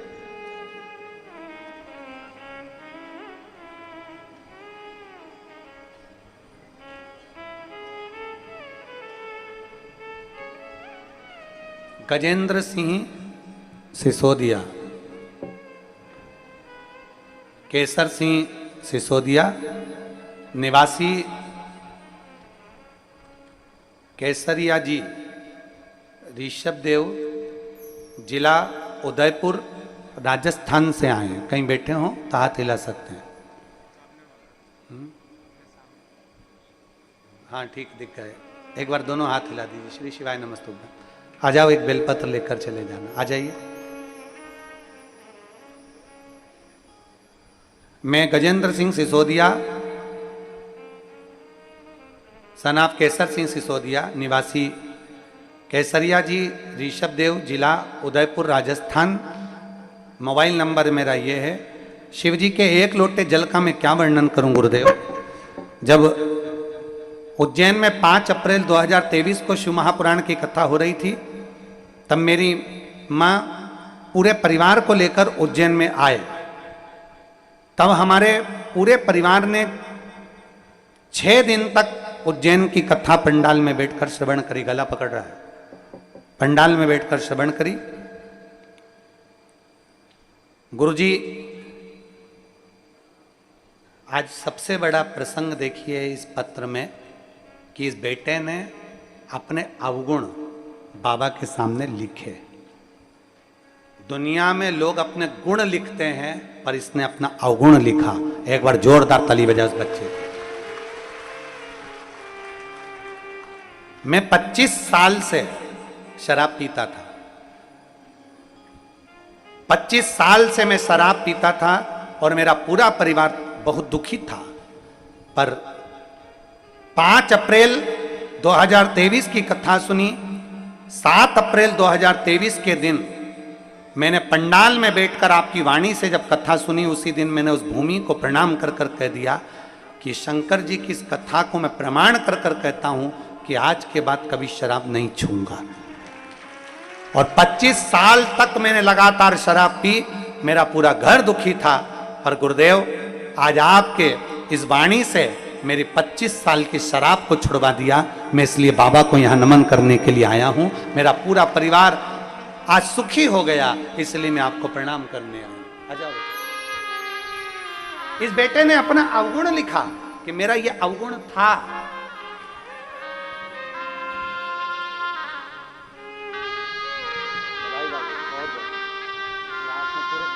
खुशी दी है, इसलिए आपको बधाई बहुत। एक बार जोरदार ताली बजाएं इस बेटे के लिए। इसने केवल शराब छोड़कर खुद का नहीं, पूरे परिवार के लिए भला किया। और एक पत्र नहीं, एक पत्र और है।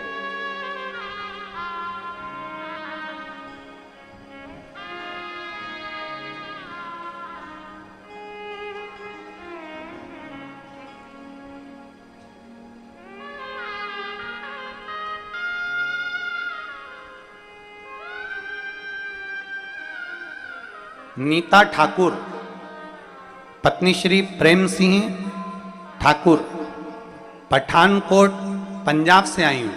कहीं बैठी हो तो हाथ हिला सकते हैं। आप ही है। श्री शिवाय नमस्तुभ्यम। आ जाओ, एक बेलपत्र लेकर चले जाना। प्रमोद सिंह जी भी आए हैं क्या साथ में? आए हैं? हाथ उठाओ। आइए, आप भी पधारो। एक लोटे जल का मैं क्या वर्णन करूं गुरुदेव। मेरे पास कोई शब्द नहीं है शिव महापुराण के लिए। मेरा तो जीवन ही पूरा मेरे बाबा ने बदल दिया। गुरुजी, मेरे पति बहुत शराब का नशा करते थे। उनकी शराब सारा परिवार को दुख देती थी। इतने तकलीफ में जिंदगी चल रही थी कि हम लोग बहुत दुखी हो गए थे। तब आपकी कथा पंजाब में हुई, और पंजाब में जब आपकी कथा हुई तब हमने उस कथा में बाबा से विनती करी और वहीं से पशुपतिनाथ का व्रत उठा लिया। गुरुदेव, आप कहते हो ना कि पंडाल में बैठकर कथा सुनो तो बाबा कुछ ना कुछ जरूर देता है। हमने पंडाल में, पंजाब के पंडाल में बैठकर कथा सुनी और बाबा से विनती करी।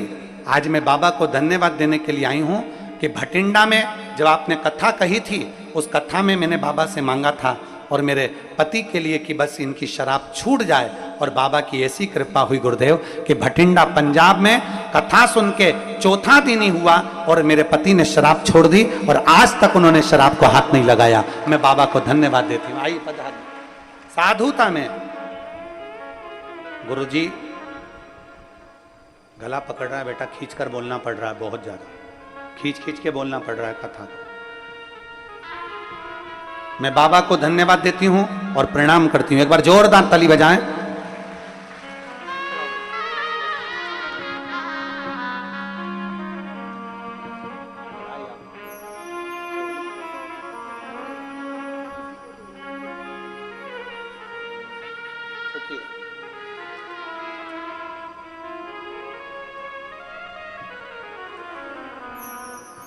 खाली ना जाता कोई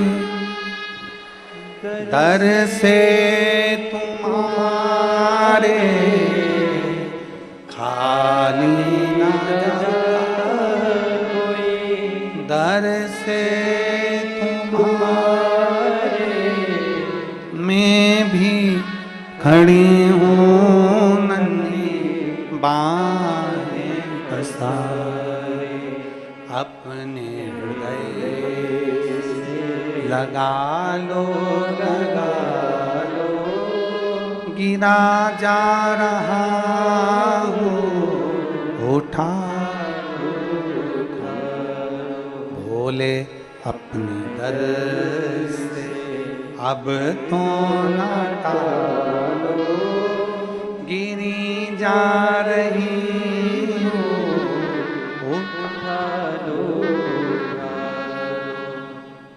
ब्रह्मा जी विश्वास नहीं कर पाए भगवान शंकर की अविरल भक्ति पर।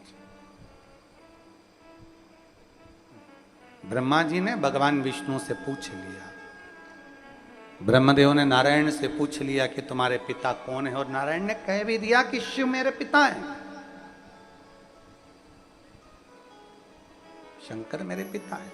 ये भगवान नारायण ने कह दिया कि शिव मेरे पिता हैं, पर ब्रह्मा जी माने कैसे?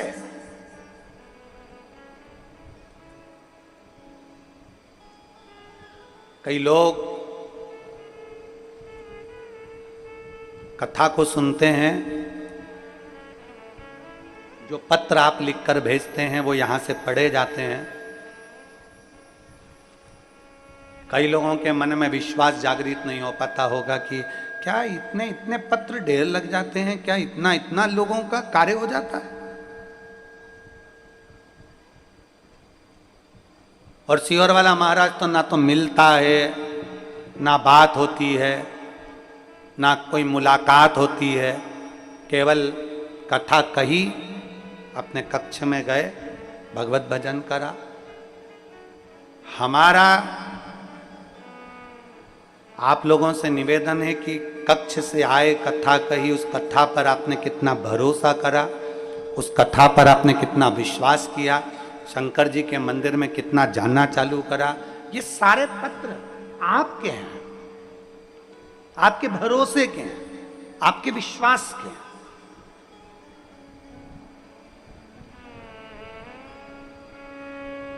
आप जितना भरोसा भगवान पर करेंगे, भगवान उतना उतना आपको अपनी ओर आकर्षित करता जाए और उतना उतना झोली भरता चले।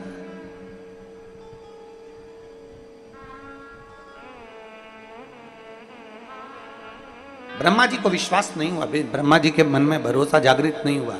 क्या भगवान नारायण के पिता क्या भगवान शंकर है?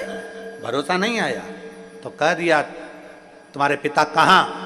एक पर्वत को घुमाया, पर्वत को घुमाते घुमाते घुमाते घुमाते उसमें एक शिवलिंग की आकृति प्रकट हो गई, और एक शिवलिंग प्रकट हो गया ब्रह्मा जी और भगवान विष्णु के। उस पर्वत को घुमाने से भगवान शंकर की एक आकृति प्रकट हो गई। प्रथम शिवलिंग का निर्माण, लोग कहते हैं शिवरात्रि के दिन भगवान शंकर का मंगल विवाह हुआ। मंगल विवाह हुआ वो अपनी जगह पर है, पर भगवान शंकर के शिवलिंग का प्रागट्य भी शिवरात्रि के दिन ही हुआ है।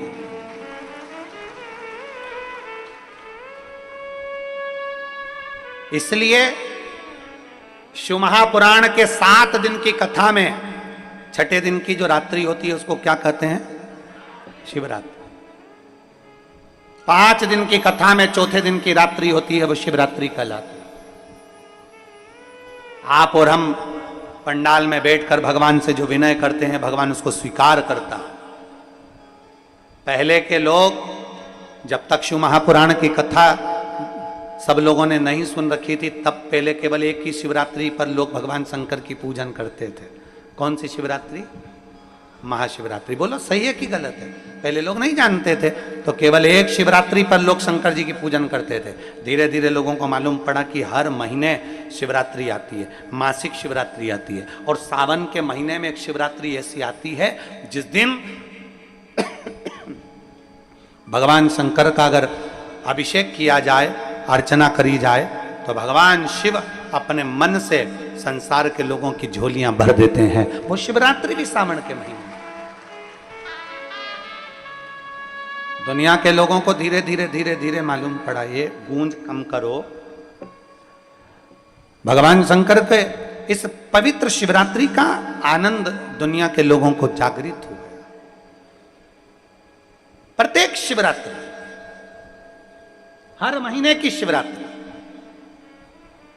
और चाहो तो कथा के मध्य में आने वाली भगवान शंकर की छठी रात्रि शिवरात्रि, उसका स्मरण आप और हमारे जीवन में होता है। उसका फल कितना है? एक पत्र देखिए,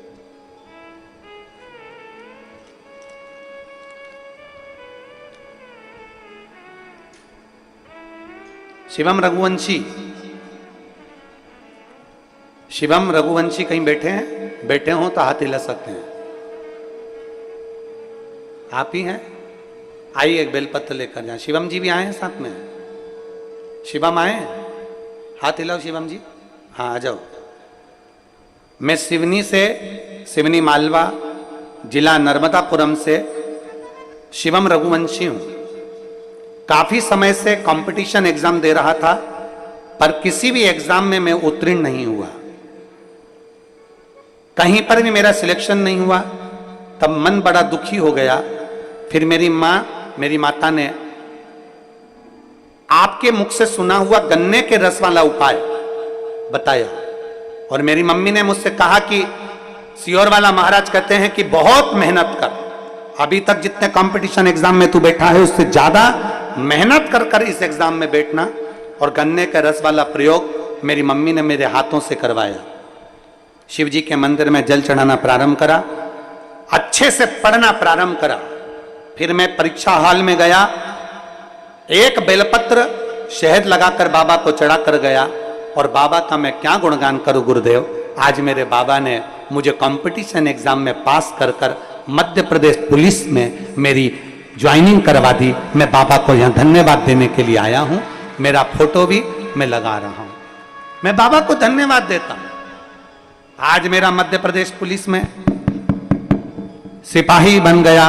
मैं बाबा को यहां धन्यवाद देने के लिए आया हूं, बहुत बहुत साधुवाद देने के लिए आया हूं। ये पत्र, एक बार जोरदार ताली बजाएं इस बेटे के लिए, शिवम रघुवंशी, जिसने बहुत मेहनत कर कर और शंकर भगवान पर अपना संपूर्ण भाव समर्पित कर। दुनिया के लोग बहुत हंसते हैं, बेलपत्री पर शहद लगाने से क्या होता है। उनको ये पत्र ले जाकर दिखा दो। और भी पत्र हैं। एक बार दिल से मेहनत करिए अगर आपने, और लगन से मेहनत करिए, और पूरा परिश्रम आपने करा है, पूरा परिश्रम,